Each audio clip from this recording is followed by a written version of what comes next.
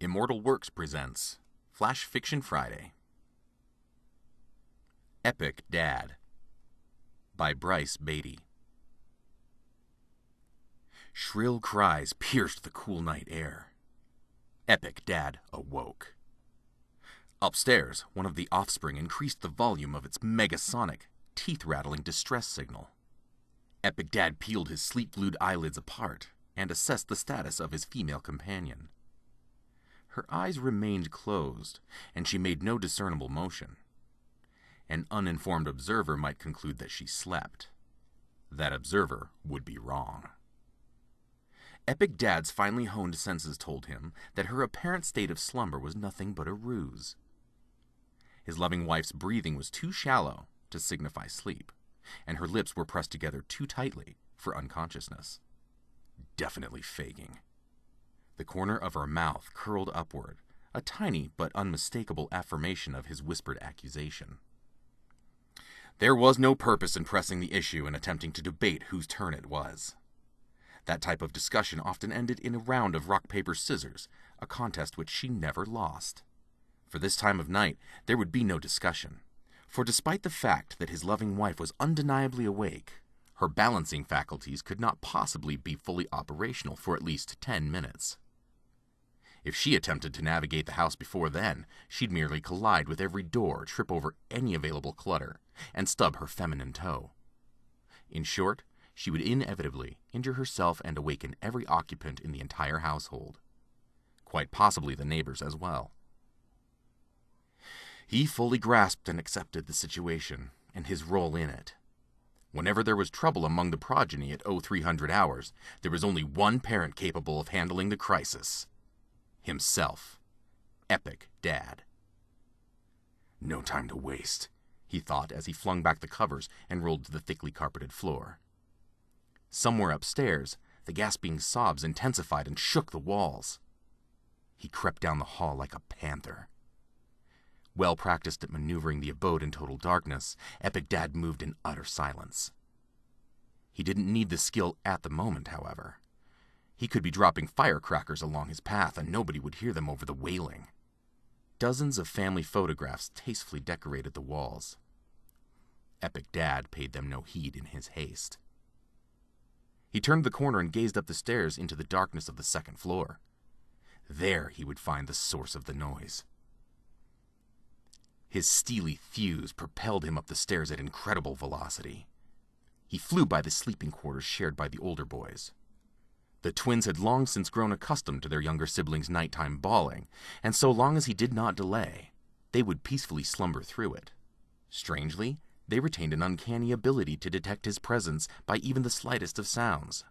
Once the clamorous problem at hand was dealt with, he would be forced to retreat in total silence. With that in mind, he slipped into the room of the screamer and surveyed the situation. The bellowing infant stood, grasping the bars of her wooden sleeping prison box.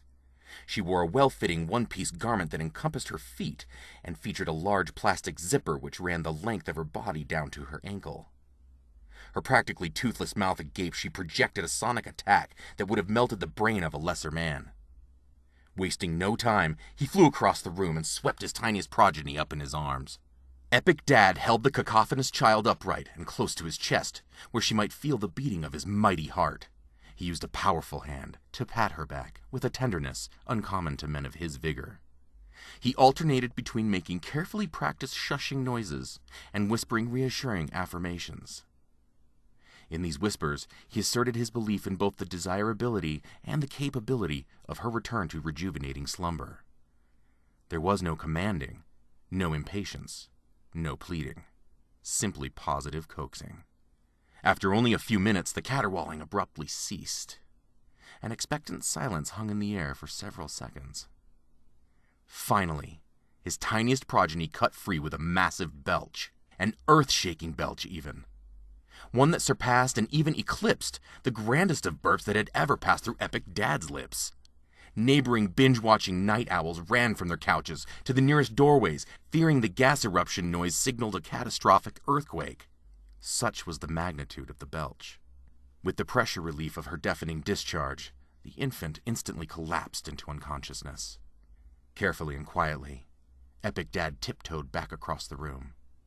He almost dared not to breathe as he extended his muscular arms and gently placed his sleeping daughter on the pad of her wooden prison box.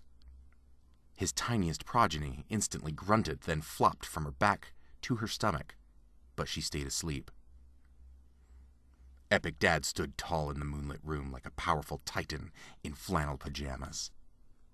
Who else could be called upon to slay an invading arachnid?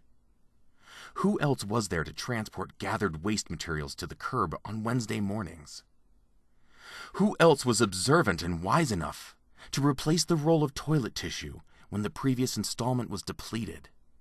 Epic Dad, that's who.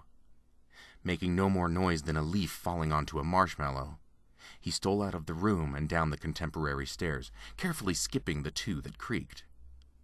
The rugged father retraced his steps into his own sleeping chamber.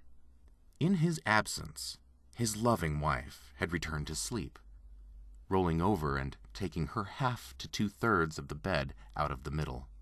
She snored peacefully. Epic Dad lifted his corner of the bedding up and climbed onto his sliver of firm mattress.